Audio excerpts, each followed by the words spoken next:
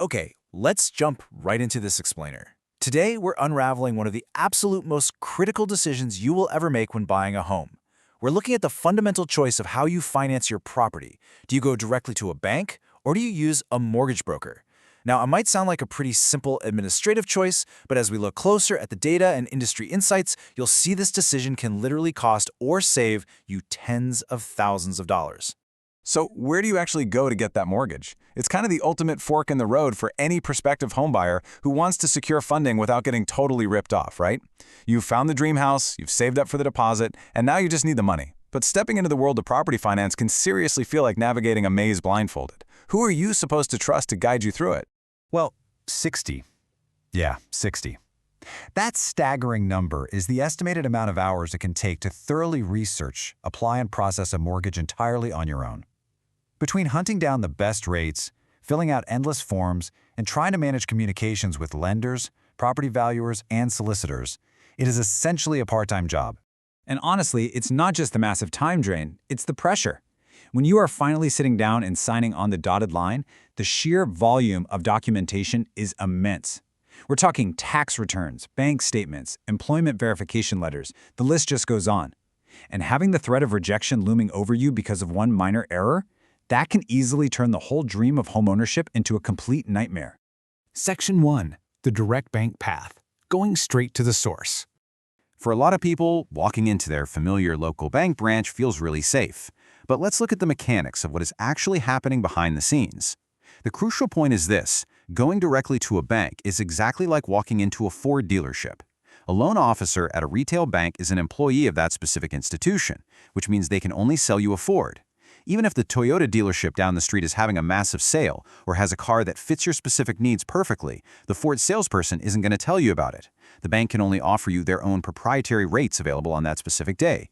So while a bank definitely offers that sense of brand familiarity, this path has some major limitations.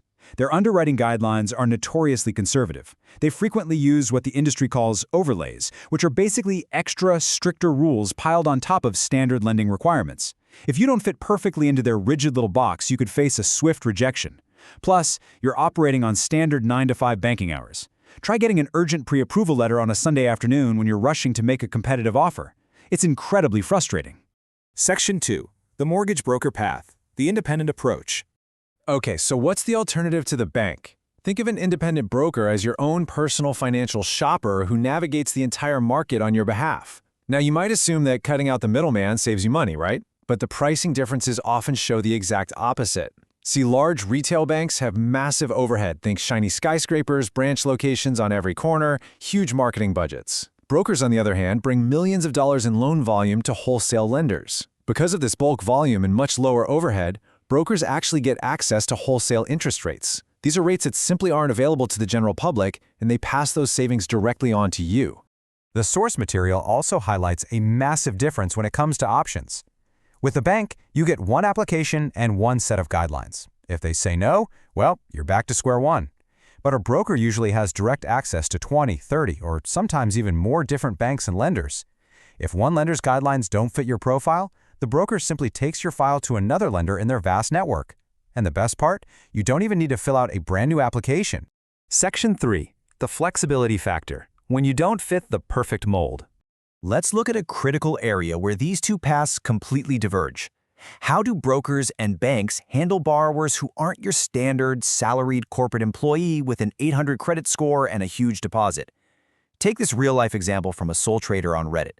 He went directly to Commonwealth Bank, and they essentially told him he couldn't claim business expenses for 2 years if he wanted a loan. They basically just shut him down. But then he visited a broker.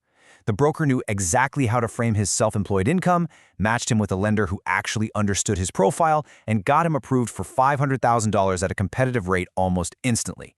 That is the sheer power of knowing the whole market. Or consider Emily. She's a first-home buyer and a teacher in Brisbane looking to borrow $678,000. Her bank offered her an interest rate of 5.75%. She took that to a broker who shopped the market and secured a rate of 5.25%. Now, that 0.5% difference might sound tiny, but it dropped her monthly payment by over $200.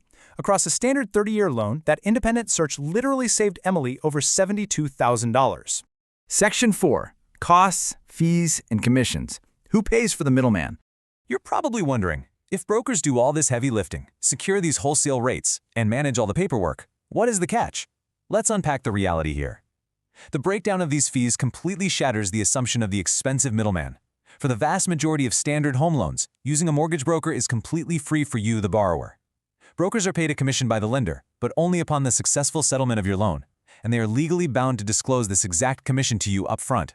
On the flip side, going directly to a bank can sometimes trigger hidden application fees or ongoing monthly service charges that a broker can actually help you negotiate out of.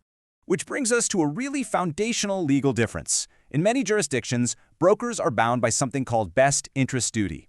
Unlike a bank loan officer, whose job is ultimately to represent the bank's financial interests and sell you the bank's products, a broker is legally required by legislative compliance to place your financial interests ahead of their own. They literally must recommend the loan that is genuinely the best fit for you. Section 5. Making your choice, preparing for approval.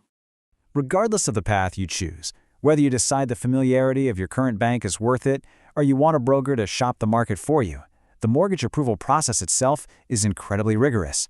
Since the 2008 financial crisis, regulations are tight, so you have to be prepared. To ensure success, you absolutely have to follow protocol. Always be 100% truthful on your applications. You'll need to provide incredibly detailed bank, investment, and tax statements. If you've had a drop in pay, be ready to explain exactly why.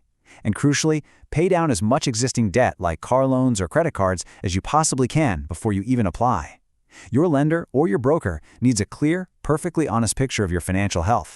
Putting in this deep prep work right up front and combining it with the right lending partner who actually understands your specific financial situation, well, that is what ultimately gets you over the finish line. It's what gets you to that incredible, absolute weight off your shoulders moment of seeing your application officially stamped approved. So, I'm going to leave you with this final thought to ponder as you plan your own path to homeownership.